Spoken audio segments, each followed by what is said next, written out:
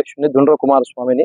ఈరోజు మనందరికీ తెలిసిందే, ఎర్రగడ్డ ప్రభుత్వ హాస్పిటల్లో ఫుడ్ పాయిజన్ సంఘటనపై ఈరోజు మానవ హక్కుల కమిషన్ గారికి ఫిర్యాదు మరియు వెంటనే చర్యలపై ఈరోజు పత్రం ఇవ్వడం జరిగింది.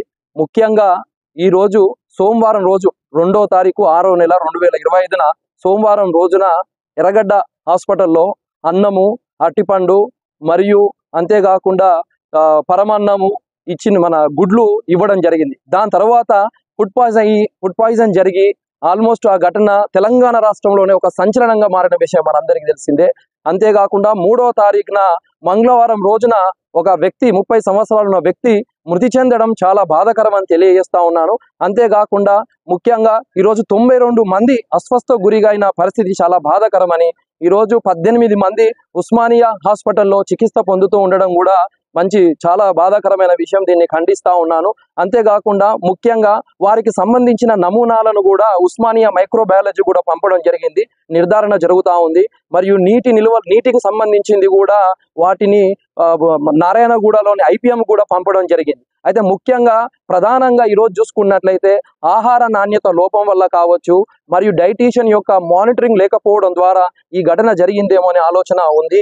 అంతేకాకుండా ఈరోజు సిబ్బందికి అనుభవం లేని సిబ్బంది ఉండడం వల్ల జరిగిందా అనేది దీని మీద సమగ్ర విచారణ జరగాలి.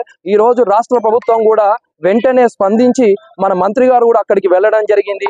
వెంటనే RMO గారిని కూడా బదిలీ సస్పెండ్ చేయడం కూడా ఒక విషయానికి మంచి విషయము. ప్రభుత్వం వెంటనే స్పందించడం కూడా నేను ధన్యవాదాలు తెలియజేస్తున్నాను. అయితే ముఖ్యంగా నా యొక్క ప్రధాన డిమాండ్ ఏంటంటే, ఈరోజు ఒక స్వతంత్ర కమిటీని ఏర్పాటు చేయాలి, విచారణ చేయాలి, దర్యాప్తు చేసి ఎవరైతే ఈ ఘటనలో కీలకదారులు ఉన్నారో, సూత్రధారులు ఉన్నారో, ఎవరి వల్ల జరిగిందో వారిపై కఠినమైన చర్యలు, వారైనా సరే, ఎంత గొప్ప అధికారులైనా సరే వాళ్ళని వెంటనే చర్యలు సస్పెండ్ చేయాలని ప్రధాన డిమాండు. అంతేకాకుండా ముఖ్యంగా మృతి చెందిన వారు ఒక 30 సంవత్సరాలున్న యువకుడు మృతి చెందడం చాలా బాధాకరం. అతనికి తెలంగాణ రాష్ట్ర ప్రభుత్వం ఒక 5 నుంచి 10 లక్షల రూపాయలు ఆర్థిక సహాయం చేయాలి అని నా యొక్క ప్రత్యేకమైన విజ్ఞప్తి తెలియజేస్తున్నాను. అంతేకాకుండా ఈరోజు డైటీషియన్ లేరు అనే ఒక ఆరోపణ వస్తుంది కాబట్టి యుద్ధ ప్రాతిపదికన వెంటనే డైటీషియన్ కూడా, ఒక మంచి అనుభవం ఉన్న డైటీషియన్ కూడా పెట్టి మంచిగా చేయాలి. ఆహార నాణ్యతను పెంపొందించే విధంగా వైద్యంలో సంస్కరణలు చేసి, నూతన సంస్కారాలు చేసి నాణ్యత గలది ఇవ్వాలని చేస్తున్నాను. ఈరోజు తెలంగాణ రాష్ట్ర ప్రభుత్వం నీలోఫర్లో కూడా మొన్న అక్రమం జరిగితే వెంటనే సూపరింటెండెంట్ కూడా సస్పెండ్ చేయడం జరిగింది, మనందరికీ తెలిసింది. అలాగే నిన్న మన మంత్రి గారు కూడా, వైద్య మంత్రి గారు కూడా ఈరోజు ఎర్రగడ్డ హాస్పిటల్కు నిన్న వెళ్ళి వెంటనే చర్యలు తీసుకున్నారనే విషయం మనందరికీ తెలిసిందే. అయితే దీన్ని ప్రక్షాళన చేయవలసిన అవసరం కూడా ఉందని, బాధితులకు అండగా ఉండి ఆర్థిక సహాయం అందించాలని, దీన్ని న్యాయస్థానం కూడా సుమోటగా తీసి సమగ్రంగా విచారణ చేయాలని నా యొక్క విజ్ఞప్తి తెలియజేస్తున్నాను. Thank you.